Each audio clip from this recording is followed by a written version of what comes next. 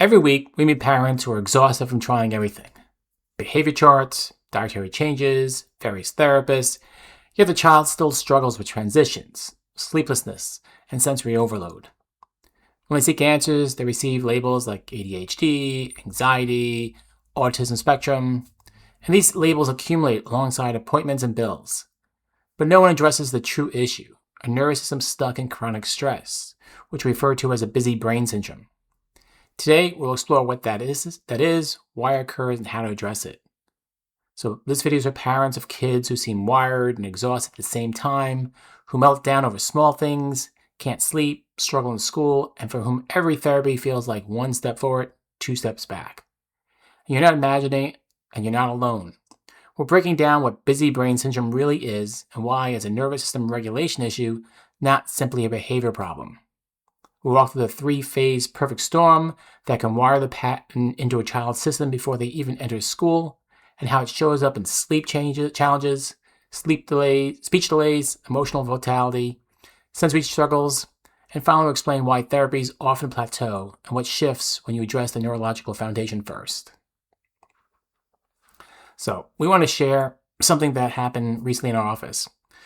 A 15-year-old came in, a real rock star of a kid who has spent her entire life in a wound-up, wired, never calm state.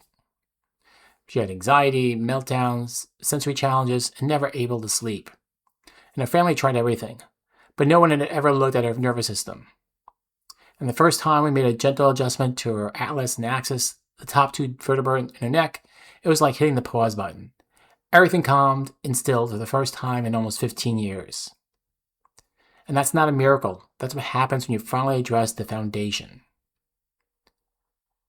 Research shows that maternal cortisol, the stress hormone, crosses the placental barrier and directly affects how a baby's brain structure forms. Elevated prenatal stress is associated with increased risk for behavioral and emotional challenges in children. The nervous system dysfunction often begins before the child is even born. Excuse me. Your child's autonomic nervous system has two modes. Think of them as a gas pedal and a brake pedal. The gas pedal, the sympathetic nervous system, controls fight or flight. It's designed for short bursts of stress, not all-day operations. And the brake pedal, the parasympathetic nervous system, is what helps your child calm down, sleep, process emotions, heal, and connect. It's controlled largely by the vagus nerve. So in kids with busy brain syndrome, the gas pedal is stuck down. The sympathetic system is firing constantly, keeping the child in a chronic state of alert and reactivity. The sensory threshold is dramatically lowered than other kids, and things that feel minor to you feel generally overwhelming to them because their nervous system is already at capacity. So I want to talk about the three phases of the perfect storm. First phase is prenatal stress. Maternal cortisol can cross the placenta, leading to changes in fetal brain structure and increased risk for behavioral issues. A stressed pregnancy can set a baby's nervous system up for overreactivity before birth. Then there's birth traumas, number two. Interventions during delivery, such as forceps, vacuum extraction, difficult labor can impact the vagus nerve, leading to nervous system dysfunction from day one.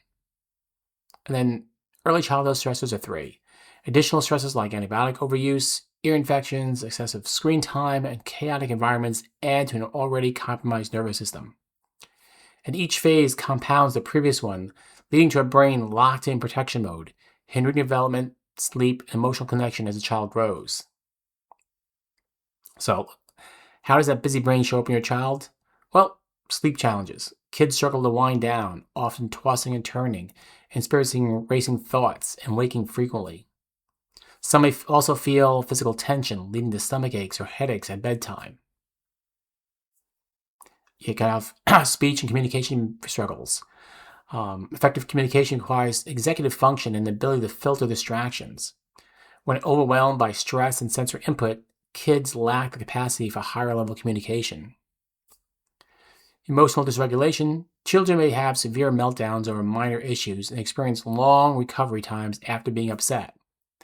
Their inability to calm down isn't drama, it's their brain can't de-escalate.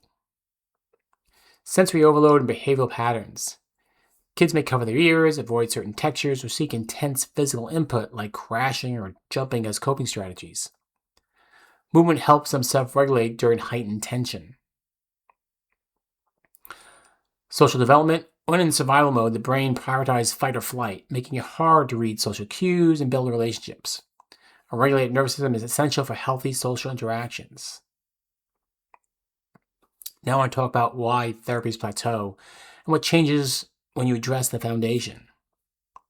OT, speech therapy, and behavioral interventions are generally valuable tools. We're not here to replace them. But when the nervous system is still stuck in fight or flight, those therapies are working against a foundational problem. Think of it this way. You can't remodel a house that has a cracked foundation. Or think of it like pushing a car with the parking brake still on. Therapies are pushing hard. Your child is trying, but the nervous system is the brake. And neurologically focused chiropractic care uses insight scans to objectively measure how much stress and tension is locked in your child's nervous system and where exactly it's creating interference.